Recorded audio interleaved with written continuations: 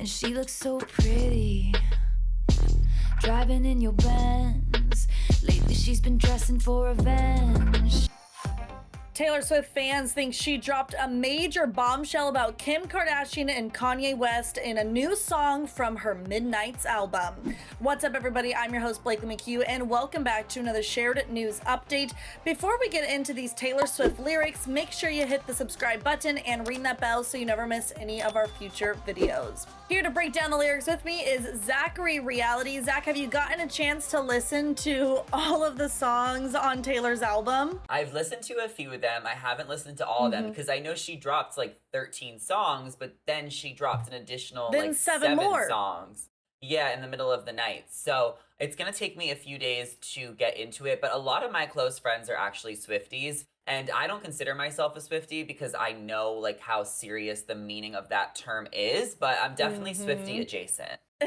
I love that description. I don't know how these people do it. It drops at midnight. People have already gone through the entire album. There's 20 tracks on the album. I mean, I just don't know how people have this kind of time, but we know that Taylor never disappoints when it comes to her music. She's certainly not disappointing with this album. So she dropped Midnights this week, and already there are a ton of fan theories because you're not a Swiftie if you're not reading into her lyrics and decoding something out of them, right? So they're now curious, is Taylor now friends with Kim Kardashian?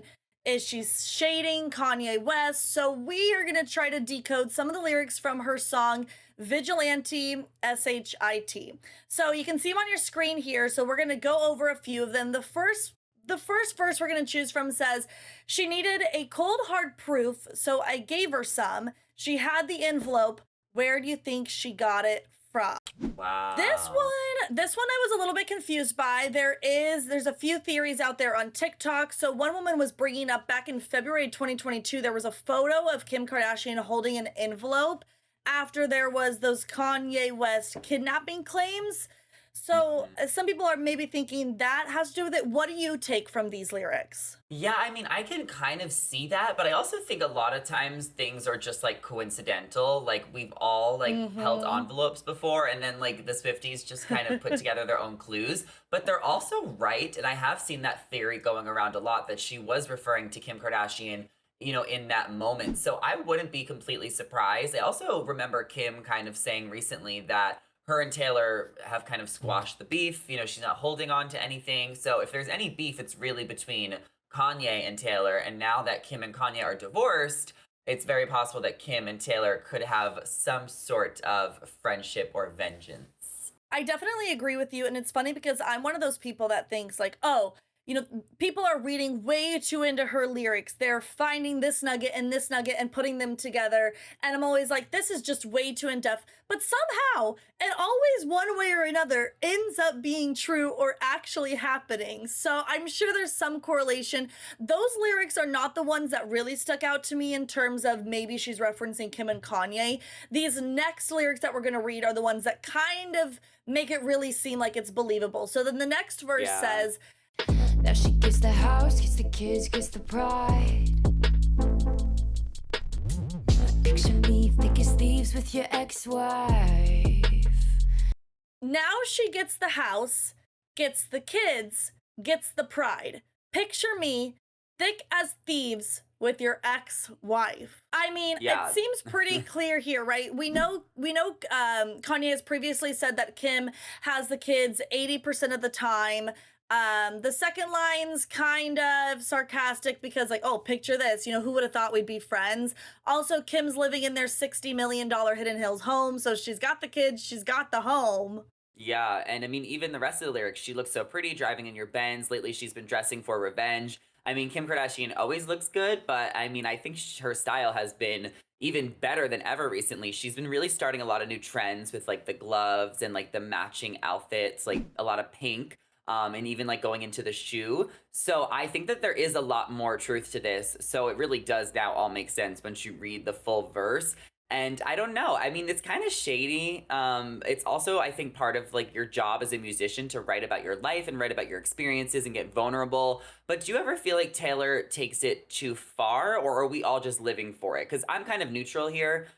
just because it doesn't really matter too much to me. But I understand that there are people who are like, can you calm down? And then there's other people who are like, get him, Taylor, get him. You know, I don't think she takes it too far. And I have to compare it to think about men and think about rappers. How many times do they actually call other rappers, other artists out by name? And I feel like men throw in way more. Like, how many times has Kanye called out Drake or other people in his songs, right? Specifically. And I feel like he hits way more below the belt than Taylor Swift does. So I feel like, you know, some of that mentality comes in because she's a woman and we expect women to not speak their mind in this way, to take a more submissive role, to not speak on these topics. So I don't think it's too far at all. I'm absolutely living for it. And since you brought up those other lyrics, if we dive into them a little bit more, because there's still even more connections to this possibly being about Kim and Kanye. Kim actually made an appearance on $1 Million Wheels where she was seeing her $400,000 custom Maybach minivan, which Maybach is a Mercedes-Benz. So there's the Benz connection. Yeah. On top of that, Kanye also bought her 5 Mercedes-Benz for Christmas. Yeah. So, I mean, so it is what it is. And I'm not saying that, like, she's, like, taking it too far, as like obviously these lyrics are not like super shady. I just think was it necessary for her to even bring it up to begin with, because this is her music. So it's just like a little bit of drama in the music, which I guess is what also sells. I mean, obviously Taylor's super talented and she's super sweet, but you also have like all the Swifties that really just follow her because they want to decode these things and find out who she's talking about and who she's dating. And I think these love songs and these subliminal messages is what has kept people so invested. There's always an Easter egg hunt when it comes to Taylor Swift. Always. And honestly, her clues just get more obvious every single album. Well, and I feel like the big thing with Taylor Swift too is we often don't see her doing these big interviews. We often don't see her ever do interviews with anybody. So kind of her music is her interviews, her giving answers to exactly all of these questions that we would have. And I also loved what you touched on earlier too, talking about kind of the fashion portion of Kim, right? Like she's always been inspired by Kanye's fashion and how he's dressed her. And, you know, in other lyrics of this song, Taylor is singing, you know, she's not dressing for him any longer, she's dressing for revenge. And so it kind of plays into that idea even more. Yeah, we're going to need Taylor Swift on Call Her Daddy to just really speak, because that seems to be the place where all the biggest stars go. But even this last lyric, lately she's been dressing for revenge. You know, since Kim and Kanye have broken up, and if you're watching the Kardashians this season, it also has been a storyline where Kanye has dressed Kim for years. Now she is finally dressing her own, you know, branching out on her own, and it's kind of working for her. I mean, she's been on the cover of Vogue, she's done Sports Illustrated, Skims, her clothing brand has really taken off like worldwide. I think I saw yesterday that Kim's net worth is now like 1.9 billion. So she's passing Kanye, and she is living her best life in her era, while Kanye is burning every connection he has. We all just saw what happened with like Milan Fashion Week, Balenciaga, and Gabby, the editor of Vogue, Gigi Hadid was coming for her, Justin Bieber is done with him. So I feel like Kanye truly is getting buried. But do we think Kanye is uncancelable because he's so powerful, or is Taylor Swift really, you know, going to put the nail in the coffin? I don't know that Taylor Swift is putting the nail in the coffin, but I don't think that anybody is uncancelable. I mean, just today it was reported that Balenciaga will no longer be working with Kanye. They've cut all ties with him, and he opened their show at Paris Fashion Week 11 days ago. On October 10th, I believe, was the Paris Fashion Show that he opened for Balenciaga. That's a huge name. And if you continue to have these people that don't want to partner with you, you're going to continue to have a platform taken away from you. I mean, who is Kanye if he can't post on Instagram, if he can't post on Twitter because he's blocked right now, if he's not going to be able to be this fashion icon because people aren't going to be sending him, you know, wanting him to be repping their lines any longer? Who will he be if he has no support? I mean, no supporters is inaccurate, because he will always have some supporters. But if you're not given a platform, how do you continue on with your status if you can't do it on a platform?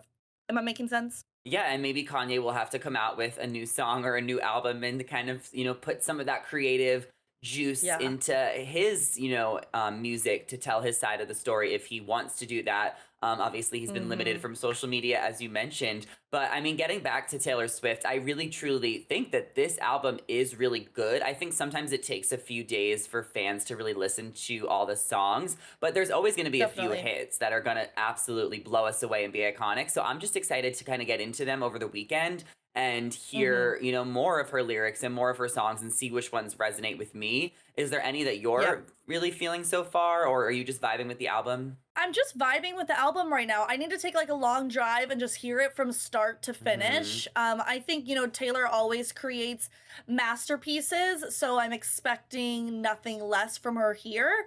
And I'm just excited to kind of see what else we're going to get from her. Like you said at the very beginning, she always gives us these Easter eggs. The Swifties always decode it and figure it out. So I'm just kind of excited to see where things go. There's also some other theories about this song specifically that we're not going to get into, but some people think that it has to do with Scooter Braun as well. So No. I want to know from our viewers, who do you think this theory is about? Is it Kim and Kanye? Is it Scooter Braun and his now ex-wife?